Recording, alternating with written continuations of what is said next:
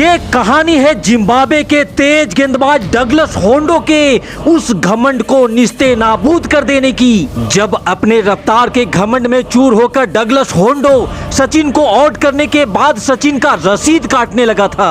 अब भरे मैदान में डगलस होंडो क्रिकेट के भगवान के साथ ऐसा बदतमीजी करे और टीम इंडिया पलटकर उसका जवाब ना दे, ऐसा भला कैसे हो सकता था। तब डगलस होंडो के इस बदतमीजी का जवाब देने का जिम्मा मोहम्मद कैफ ने अपने कंधों पर उठाया था।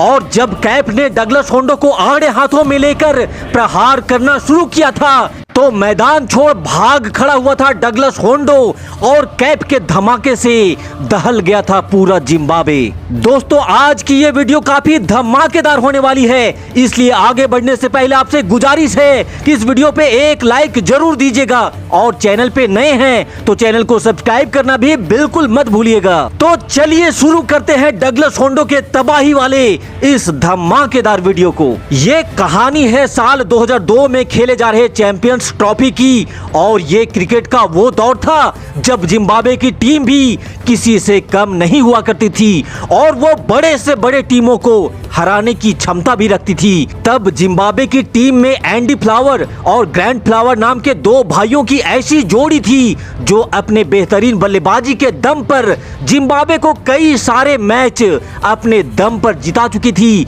साथ ही उनके टीम में डगलस होंडो नाम का एक तेज गेंदबाज भी था जिसके घमंड भी तब सातवें आसमान में हुआ करता था। लेकिन उसके घमंड को तार तार कर देने की बारी अब आ चुकी थी क्योंकि भारत और जिम्बाब्वे के बीच ये धमाकेदार मुकाबला श्रीलंका में कोलंबो के आर प्रेमादासा स्टेडियम में बस कुछ ही देर में शुरू होने वाला था, जहां टॉस में बाजी भारतीय कप्तान सौरभ गांगुली ने मारी और टॉस जीतकर पहले बल्लेबाजी करने का फैसला किया। और फिर सौरभ गांगुली के साथ वीरेंद्र सहवाग टीम इंडिया की पारी की शुरुआत करने मैदान पर उतरते हैं, जहां पहले ओवर की पहली गेंद पर गांगुली ने एक शानदार ड्राइव लगा, गेंद को बाउंड्री के बाहर का रास्ता दिखाया और 4 रनों के साथ अपना और टीम का भी खाता खोल दिया था। गांगुली पहले ओवर से ही जिम्बाब्वे के गेंदबाजों पर हावी रहना चाहते थे। इसी इरादे से गांगुली ने बैक टू बैक 2 चौके और जड़ डाले। वहीं दूसरी छोर से वीरेंद्र सहवाग ने भी एक खूबसूरत चौका जड़ करके धमाका करना शुरू कर दिया था। लेकिन तभी मैदान पर गेंदबाजी के लिए आता है डगलस होंडो, जिसने अपने पहले ओवर में ही गांगुली को स्लिप में कैच करवा करके पवेलियन का रास्ता दिखा दिया था। तब सहवाग का साथ देने दिनेश मोंगिया मैदान पर बल्लेबाजी के लिए आते हैं, लेकिन डगलस होंडो ने अगली ही गेंद पर दिनेश मोंगिया को भी बिना खाता खोले ही पवेलियन वापस भेज दिया था। 2 गेंदों में 2 विकेट लेकर डगलस होंडो का घमंड भी उसके सर पर चढ़ चुका था।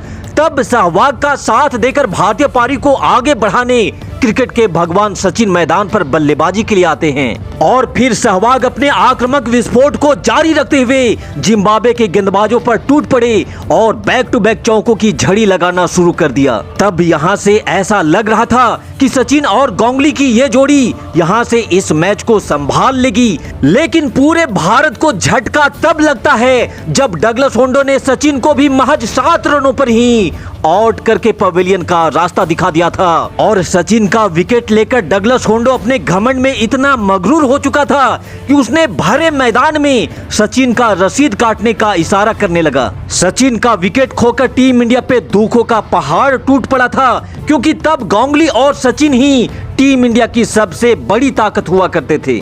खैर, यहाँ से राहुल द्रविड़ और सहवाग ने भारतीय पारी को आगे बढ़ाना स्टार्ट किया। हालांकि भारतीय टीम ने 3 विकेट तो जरूर गंवा दिए थे, लेकिन टीम इंडिया के लिए अच्छी बात यह थी कि सहवाग की विस्फोटक बल्लेबाजी के कारण भारत ने 12 ओवर में ही 84 रन बना लिए थे। लेकिन पारी का 13वां ओवर टीम इंडिया के लिए एक और झटका लेकर के आता है जो सहवाग की तूफानी पारी का अंत कर देता है और 36 बॉल में 48 रनों की एक अच्छी पारी खेलकर सहवाग भी पवेलियन वापस लौट जाते हैं। तब द्रविड़ का साथ देने युवराज सिंह मैदान पर बल्लेबाजी के लिए आते हैं, लेकिन डगलस होंडो ने मात्र 3 रनों के निजी स्कोर पर ही युवराज को भी आउट करके पवेलियन का रास्ता दिखा दिया था। टीम इंडिया पूरी तरह से संकट में आ चुकी थी क्योंकि महज 87 रनों के अंदर ही भारतीय टीम ने अपने 5 मुख्य बल्लेबाजों को खो दिया था और अब बल्लेबाज के रूप में राहुल द्रविड़ और मोहम्मद कैफ की आखिरी जोड़ी ही बच गई थी। लेकिन कैफ और द्रविड़ ने धीरे धीरे और संभल कर भारतीय पारी को आगे बढ़ाना स्टार्ट किया और जब भी हाथ खोलने का मौका मिला तो ये दोनों बल्लेबाज उसका भरपूर फायदा भी उठा रहे थे। 16 ओवर की समाप्ति तक भारत का स्कोर 100 रनों के पार जा चुका था और अब दोनों छोरों से राहुल द्रविड़ और मोहम्मद कैफ ने हाथ खोलने भी शुरू कर दिए थे। फिर देखते ही देखते द्रविड़ ने अपना अर्धशतक भी पूरा कर लिया। द्रविड़ और कैफ की बढ़ती हुई साझेदारी को देखकर जिम्बाब्वे के कप्तान ने एक बार फिर से डगलस होंडो को बॉलिंग अटैक पर बुलाया, लेकिन इस बार मोहम्मद कैफ डगलस होंडो पे पलटवार करने को तैयार थे। जहां कैफ ने डगलस होंडो को आड़े हाथों में लेकर एक ही ओवर में 3 चौके जड़ डाले और इसी के साथ मोहम्मद कैफ ने भी अपना अर्धशतक पूरा कर लिया था। अब कैफ और द्रविड़ टीम इंडिया की ढाल बनकर जिम्बाब्वे के गेंदबाजों पर कहर बरसाने लगे थे, जिससे धीरे धीरे टीम इंडिया काफी हद तक इस मैच में वापसी भी कर चुकी थी, क्योंकि 36 ओवर की समाप्ति के बाद टीम इंडिया का स्कोर भी 200 के पार जा चुका था। लेकिन तभी टीम इंडिया के लिए मुसीबत एक बार फिर से दस्तक देती है और एक डायरेक्ट हिट ने राहुल द्रविड़ को पवेलियन का रास्ता दिखा दिया था। अब टीम इंडिया का पूरा भार मोहम्मद कैफ के कंधों पर आ चुका था, इसलिए मोहम्मद कैफ ने ताबड़तोड़ बल्लेबाजी करना शुरू कर दिया। दूसरी छोर पर कैफ का साथ देने अनिल कुंबले मैदान पर आए थे, जिनका बस एक ही काम था कि सिंगल लेकर ज्यादा से ज्यादा स्ट्राइक पे कैफ को रखना है। और कैफ ने एक बार फिर से डगलस होंडो पे धावा बोलते हुए एक बेहतरीन छक्का जड़ कैफ ने होंडो को टारगेट करना शुरू कर दिया। फिर तो कैफ होंडो के ऊपर हाथ धोकर ऐसे पीछे भागे कि कोलंबो का आर प्रेमादासा स्टेडियम कैफ के धमाकों से दहल उठा और मोहम्मद कैफ ने हर एक जिम्बाब्वे के गेंदबाजों के धागे खोलते हुए बैक टू बैक बाउंड्री की झड़ी लगाना स्टार्ट कर दी।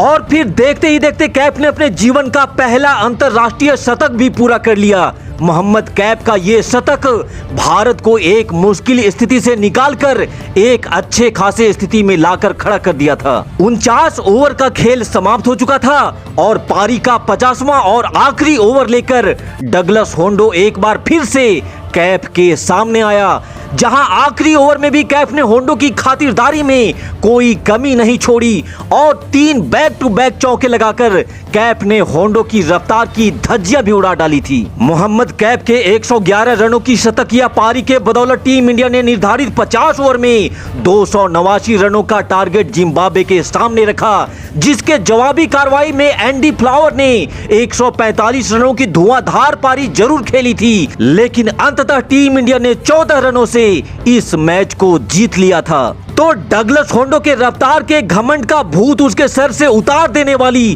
कैफ की इस धमाकेदार पारी के नाम इस वीडियो पे एक लाइक जरूर दीजिएगा और जिन दोस्तों ने अभी तक हमारे चैनल को सब्सक्राइब नहीं किया है उनसे भी निवेदन है कि सब्सक्राइब वाला बटन भी जरूर दबा दीजिएगा। आपके प्यार और आपके सपोर्ट के लिए आप सभी दोस्तों को बहुत बहुत धन्यवाद। जय हिंद, वंदे मातरम।